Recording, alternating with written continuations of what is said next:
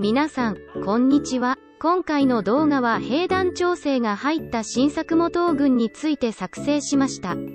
今までは星5兵団にもかかわらず星4の槍兵団以下の性能だったため、使っている人はほとんどいませんでした。今回のバランス調整で色々変化したのでそのあたりを検証していきたいと思います。それではどうぞ。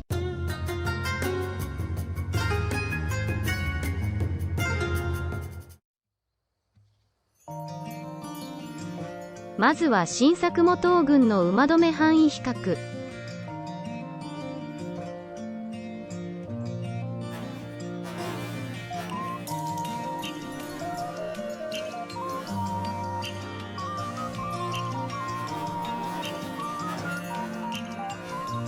双兵の反応距離を見る限り、説明文通り若干伸びた程度。長装軍魂をつけられるようになったので普段長装につけている軍魂でチェック。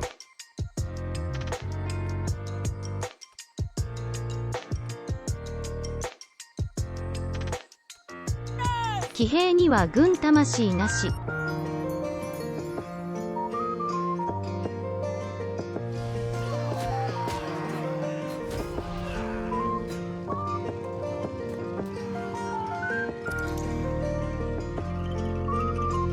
火力が出ている一方で攻撃ターゲット数の少なさを感じた。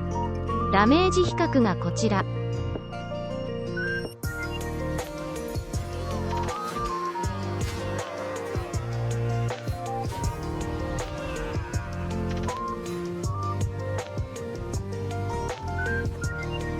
スイス栄光の倍以上のダメージが普通に出ている。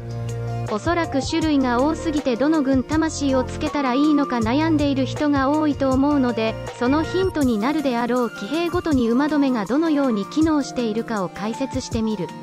大きく分けるとパターンは3種類。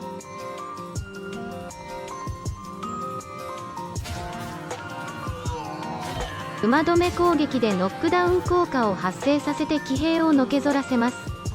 その後、移動速度が下がった騎兵に馬止め硬直攻撃を入れて徐々に殲滅するパターンです。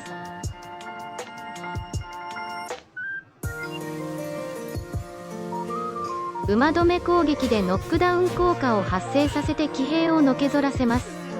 その後、移動速度が下がった騎兵に馬止め硬直攻撃を入れようとするが硬直無効になっているパターンです。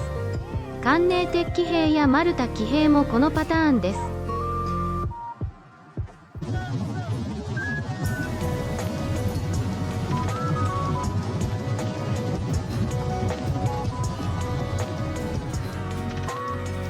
馬止め攻撃でノックダウン効果は発生せず、馬止め硬直も発生しない制御無効になっているパターンです。円月刀騎兵もこのパターンです。馬止め時の減速効果は微妙なためここでは省略。減速効果を知りたい方は覚醒青女編をチェックしてみてください。補足情報を加えると双兵の馬止め時のノックダウン効果と新作元王軍やローランドの馬脅しは多分同じ発動条件、同じ効果。こういう背景をちゃんと理解せずに瞬間火力型の真田を批判する人がいるが、タイプの異なる長装兵団なので同一視すること自体がそもそも間違い。これらの馬止め知識を持った上で先ほどの動画を見てもらうとわかるが、馬脅しをほとんど発生させず、そして馬止め硬直も発生させずキルしている様子がわかる。このことから馬止め硬直や馬脅しプラス1秒は不要と判断。騎兵ダメアップと移動速度流血、統率の軍魂をセットした。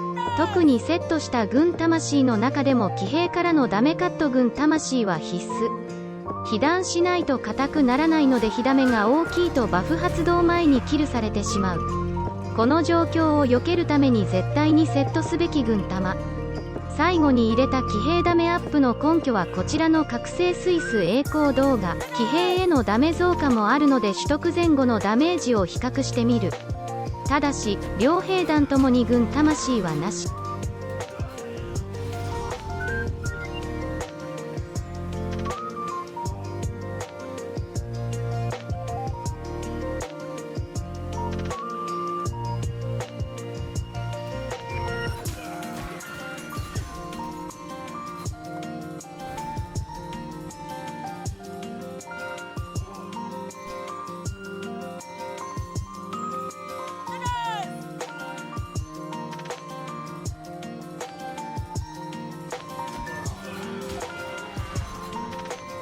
騎兵へのダメージが大きく増加している。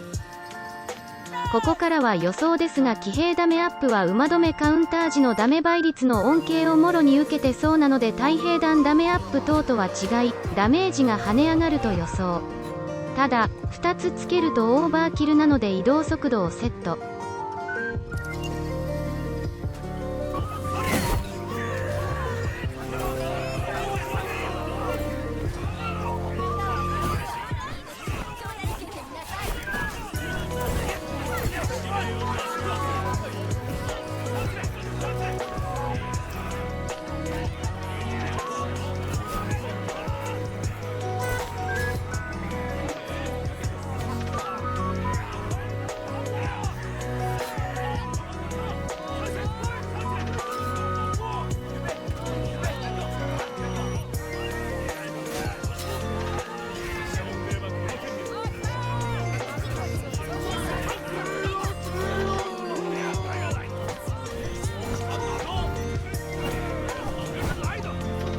兵団調整が入った新作模闘軍の使い勝手を試してみましたが、結論非常に使える。制御無効持ちの騎兵だろうが馬止め時で簡単に対応可能になったが、制御効果持ちの歩兵には弱い。制御無効持ち騎兵に対処可能になり、事実上ラクダはいらない子になった。